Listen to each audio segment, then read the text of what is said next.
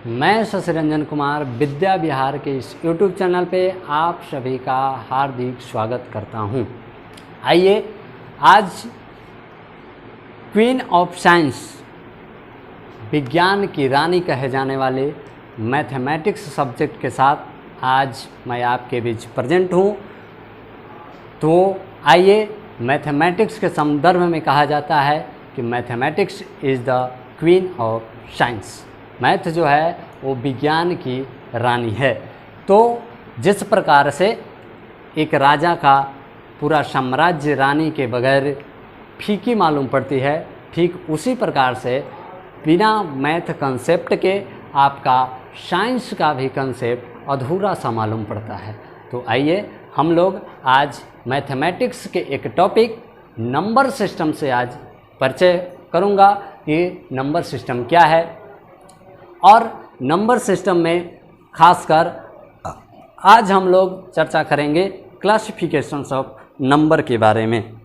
तो यहाँ पे नंबर सिस्टम में नंबर सिस्टम का एक छोटा सा डेफिनेशन मैं आपके समक्ष लिख दिया हूँ कि a system in which we represent the number is called number system. संख्या को प्रदर्शित करने वाले पद्धति को नंबर सिस्टम कहते हैं, संख्या पद्धति कहते हैं। तो इस नंबर सिस्टम में हम आज चर्चा करेंगे क्लासिफिकेशंस ऑफ नंबर के बारे में, जिसमें सबसे ऊपर मैंने लिख रखा है कॉम्प्लेक्स नंबर। जितने भी नंबर्स आज तक आप लोगों ने पढ़े हैं, चाहे वो आपका रियल नंबर हो, चाहे वो आपका इमेजिनरी नंबर हो, चाहे वो आपका इवन नंबर हो, चाहे वो आपका ऑड नंबर हो, चाहे वो आपका प्राइम नंबर हो, कंपोजिट नंबर हो, जितने भी आप नंबर्स पढ़े हैं, सारा का सारा नंबर यही कॉम्प्लेक्स नंबर से निकल के आता है। तो यहीं से मैं अपने क्लासिफिकेशंस ऑफ नंबर की शुरुआत करता हूं। तो यहाँ पे देखिए, मैं कॉम्प्लेक्स नंबर को एट फर्स्ट दो पार्ट में डिवाइड किया हूँ। पहला है आपका रियल नंबर, दूसरा है आपका इमेजिनरी नंबर।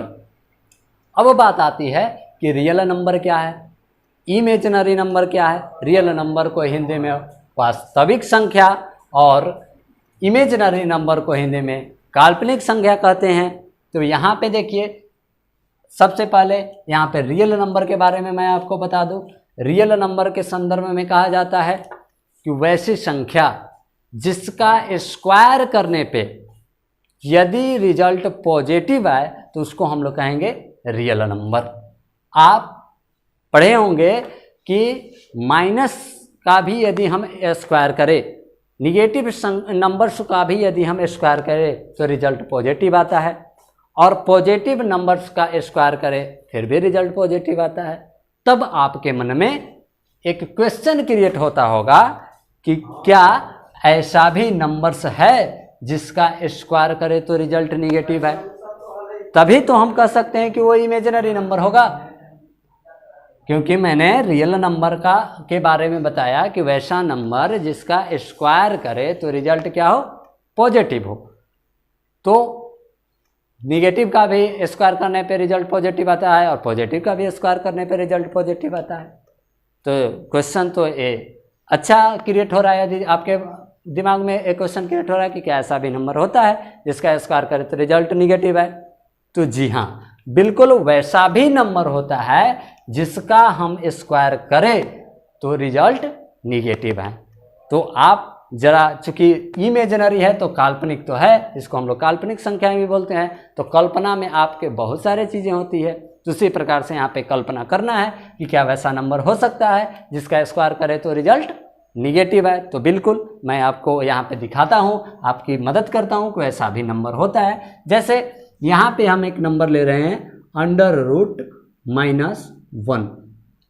इसका हम यदि स्क्वायर करें, जब हम इसका स्क्वायर करते हैं तो रिजल्ट आता है -1। कैसे? तो यहाँ पे देखिए, इसको यदि डिग्री के रूप में लिखे तो -1 का पावर होगा कितना, 1/2, और इसका स्क्वायर है तो इसका हम स्क्वायर करेंगे, a2 से a2 कैंसिल हो जाएगा, आपका यहाँ पे रिजल्ट आ जाएगा -1।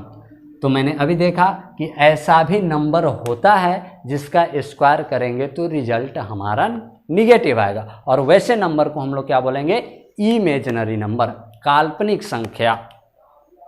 तो यहाँ पे और थोड़ा सा यदि इमेजिनरी नंबर के बारे में जाने तो यहाँ पे देखिए, इस जो √-1 है इसको हम लोग आई से डिनोट करते हैं, जिसको हम लोग आयोटा रीड करते हैं। आयोटा जिसमें आई का वैल्यू √-1 होता है और आई स्क्वायर का वैल्यू -1 होता है।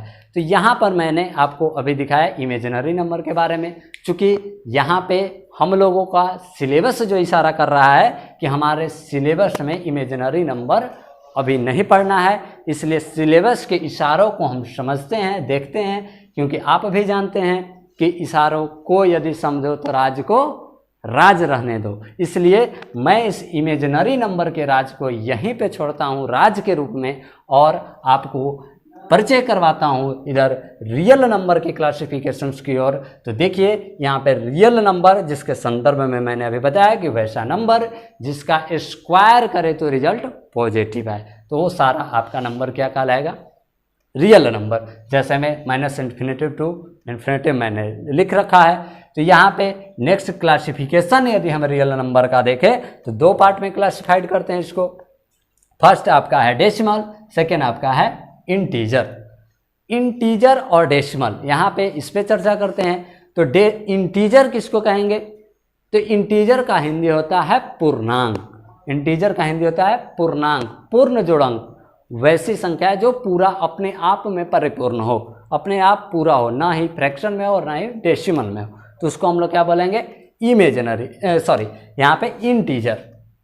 जैसे यहाँ पे इंटीजर में आप लिखते हैं 2, 3, 4, ये सब आपके कौन से नंबर होंगे, इंटीजर कहलाएंगे, जिसमें आप डेसिमल में नहीं देखते होंगे। और वैसे जिसको आप डेसिमल में रिप्रेजेंट करते हैं तो वो आपका नंबर कहलाएगा डेसिमल नंबर। जैसे आप लिखते हैं डेसिमल में बहुत सारे नंबर्स आप लिखते हैं, डेसिमल में आप लिख सकते हैं 2.356, इस प्रकार से 5.87, ये सब आप क्या है, ये पूर्ण नहीं है, ये अपने आप में परफेक्ट परिपूर्ण नहीं है। 2 है, 2 के बाद पॉइंट समथिंग है, इसलिए इसको हम लोग इंटीजर नहीं डेसिमल बोलेंगे।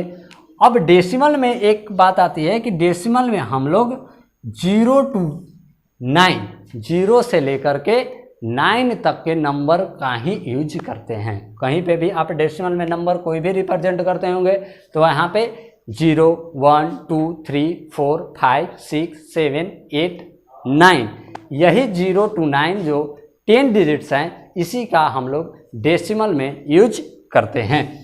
तो यहाँ पे इंटीजर का और दूसरा था आपका डेसिमल। तो इंटीजर जो है आपका उसके बारे में मैंने बताया, उसके बाद डेसिमल के बारे में बताया कि इसमें हम लोग 0 to 9 जो 10 डिजिट्स है उसका यूज करते हैं। अब यहाँ पे थोड़ा सा इसके भी क्लासिफिकेशन, इंटीजर का किस प्रकार से क्लासिफिकेशन होता है, डेसिमल का किस प्रकार से क्लासिफिकेशन होता है, उसके संदर्भ में देखें। तो यहाँ पे आप देख पा रहे हैं कि इंटीजर का क्लासिफिकेशन हम लोग 3 टाइप में किए हैं। एक है आपका पॉजिटिव इंटीजर, एक है आपका 0 और एक है आपका निगेटिव इंटीजर। तो पॉजिटिव इंटीजर जितने भी आप काउंटिंग नंबर जैसे 1, 2, 3, 4 ये सब आपका क्या कहलाएगा, पॉजिटिव इंटीजर, जिसको आप नंबर लाइन पे राइट साइड में डिनोट करते हैं, इंडिकेट करते हैं, रिप्रेजेंट करते हैं।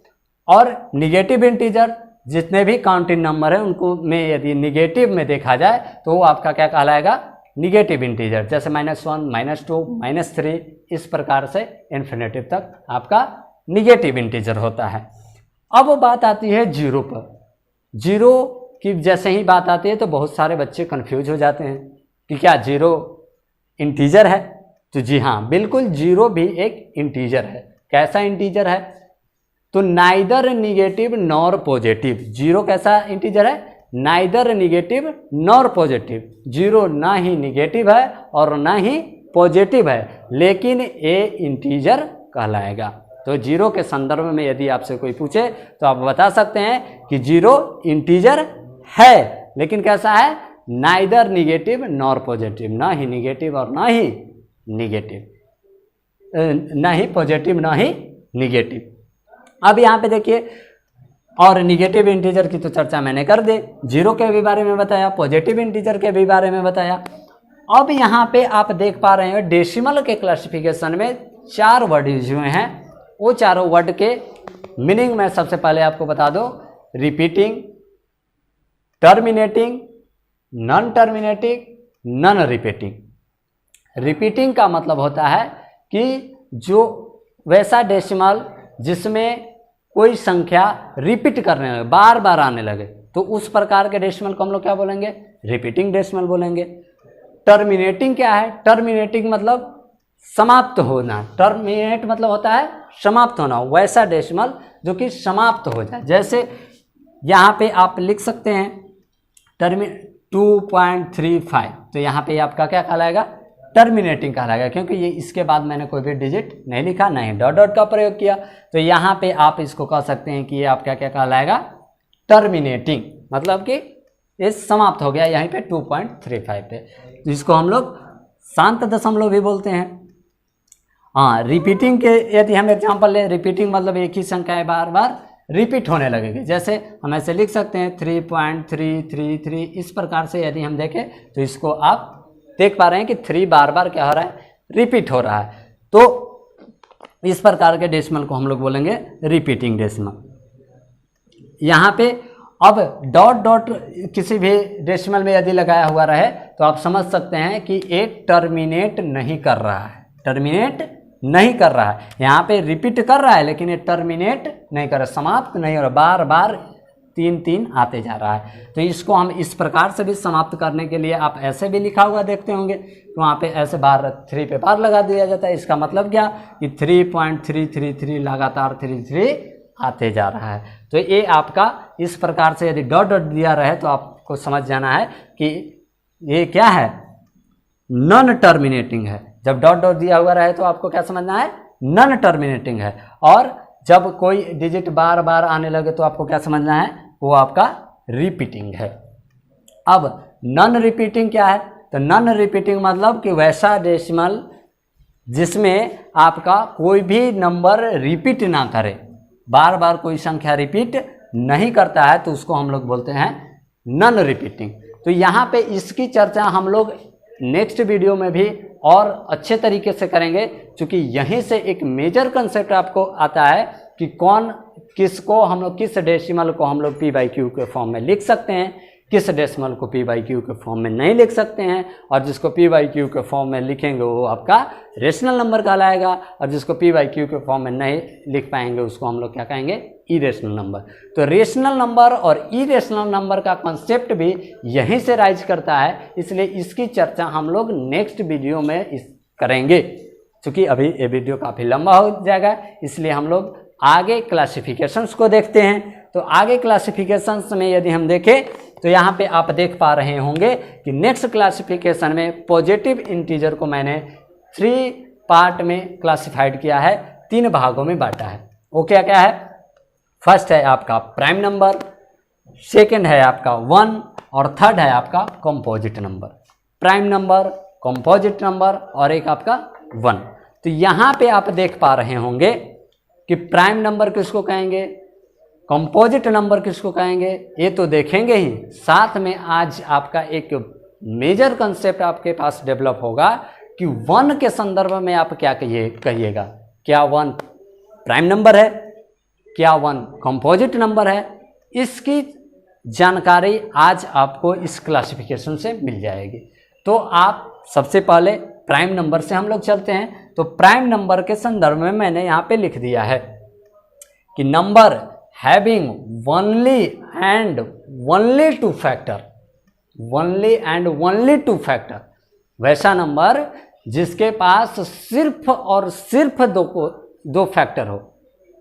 यानी कि कहने का मतलब कि ना तो 2 से ज़्यादा होना चाहिए और ना ही 2 से कम होना चाहिए, वैसा नंबर जिसका फैक्टर की संख्या, नंबर ऑफ फैक्टर केवल 2 हो, ना 2 से कम हो और ना ही 2 से ज़्यादा हो। तो वैसे नंबर को हम लोग क्या बोलेंगे, प्राइम नंबर। यहाँ पे आप कंपोजिट नंबर की बात करें तो कंपोजिट नंबर में आप देख पा रहे होंगे कि number having more than 2 factor, वैसे नंबर जिसमें आपका जिसका 2 से अधिक फैक्टर हो, 2 से अधिक फैक्टर हो। यानी कि जैसे आप देख सकते हैं 8 को ले ले तो 8 में आपका 1 है, 2 है, 4 है, खुद 8 भी है। तो इस प्रकार से आप देख रहे हैं कि इसका फैक्टर 2 से ज़्यादा है, इसलिए इसको हम लोग क्या बोलेंगे, कंपोजिट नंबर बोलेंगे।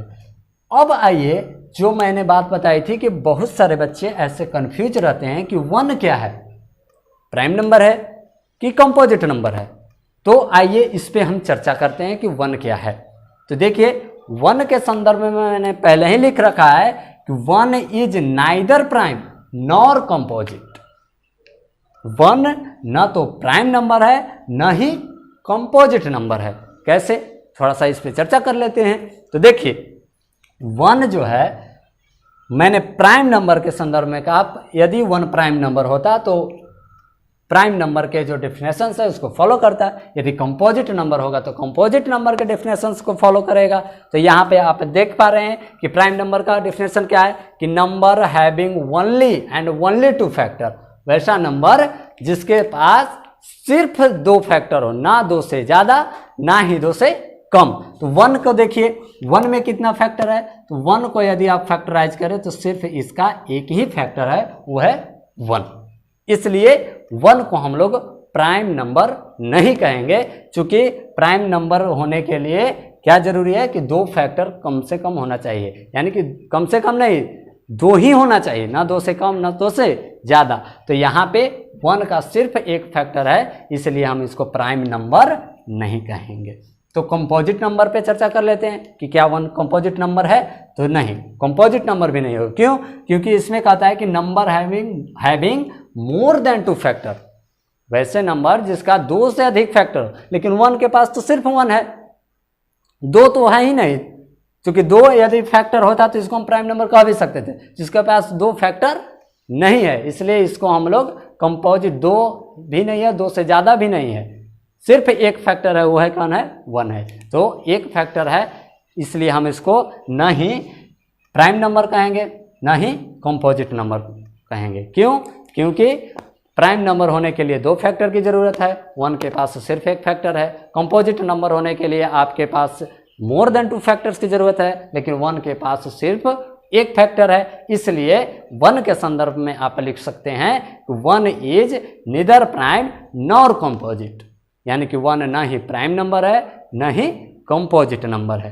तो यहाँ पे हम लोगों का ये जो क्लासिफिकेशन था, अभी पॉजिटिव इंटीजर का और भी क्लासिफिकेशन है, इवन ऑड, इसके बाद और भी हम लोग इसका क्लासिफिकेशन आगे भी देखेंगे। साथ ही साथ ये जो हमारा कॉन्सेप्ट यहाँ पे जो कि छूट गया है कि repeating, non repeating, terminating, non terminating का, यहीं से एराइज होगा कॉन्सेप्ट रेशनल और इरेशनल नंबर का। इन सारे कॉन्सेप्ट की चर्चा मैं अपने अगले वीडियो में करूँगा, ताकि आपका बिल्कुल कॉन्सेप्ट क्लियर हो सके। तो इसके लिए आप मेरे साथ इस विद्या विहार के यूट्यूब चैनल पे जुड़े रहें और इसको लाइक करें, सब्सक्राइब करें और अपने दोस्तों के बीच इसके लिंक को शेयर करें, ताकि आपके साथ साथ आपके मित्रों को भी इसका लाभ हो सके। और यही कंसेप्ट के साथ आज मैं ये वीडियो समाप्त करता हूँ। बहुत बहुत धन्यवाद।